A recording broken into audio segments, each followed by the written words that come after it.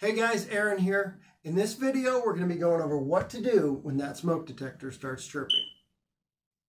All right, so probably the most common issue you're going to run into when you hear this thing chirping is that the battery needs to be replaced. Now, it's pretty easy. This applies to both standalone units or hardwired units, but really you're just going to pop this open here, pull that battery out, and put the new battery in. Now, your battery compartment might be here or it might be on the side. It doesn't really matter.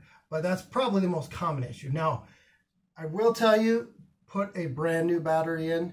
Do not put one that you've used before.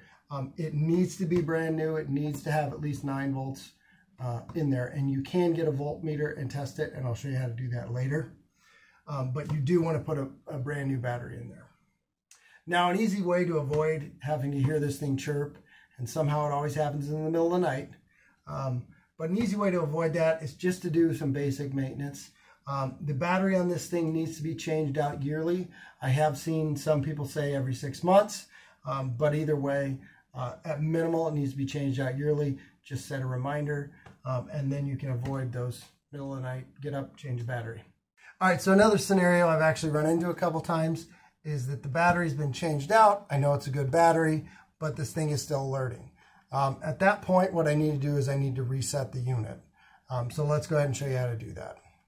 All right, so the first thing I'm going to do to reset my smoke detectors, so I'm just going to come down to my breaker box and I'm going to shut off my smoke detectors.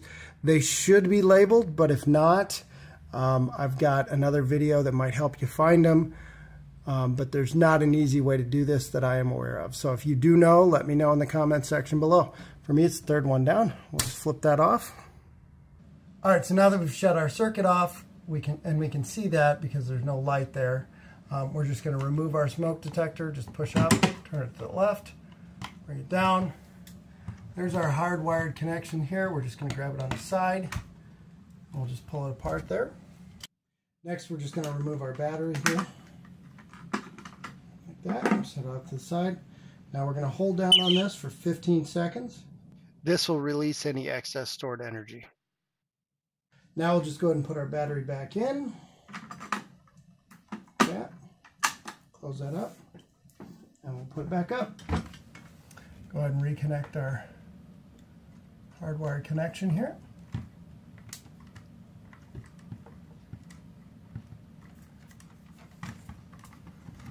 Push this back up. Turn it to the left. Now, we can go turn our circuit back on.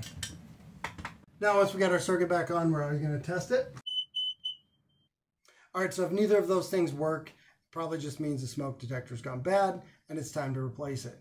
Now, what a lot of people don't realize is these actually have about a 10-year lifespan, and at that point, you really should be changing them out again, just as you should change out the battery at least yearly on these things, and that's just kind of your basic maintenance.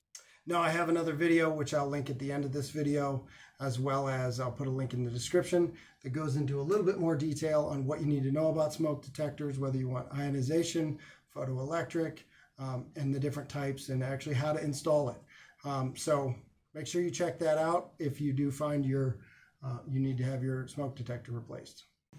All right, so an easy way to test your battery if you do have a multimeter, we're just going to take our meter here, turn that to 9 volt here. Take this. All right, so our battery is good. If it reads under 9, it does need to be switched out. As I said earlier, a good way to avoid unnecessary chirping with smoke detectors and making sure they're up to date and they're still in good working order is just to follow your basic maintenance. Make sure that battery is changed out at least yearly, 6 months sometimes, and make sure it's a 9 volt. And make sure these are changed out every 10 years. And a good way to figure that out is you just pull this down and there's a date, there's a manufacturer date on the back of most of these, and you're just going to go 10 years off of that. All right, guys, and there's a couple easy troubleshooting steps you can use to figure out why that smoke detector is chirping. As always, if you're not already a subscriber, make sure you click that link below and become one. And if you learned something new today, make sure you hit that like button and help us out with the YouTube algorithm. As always, we'll catch you on the next one.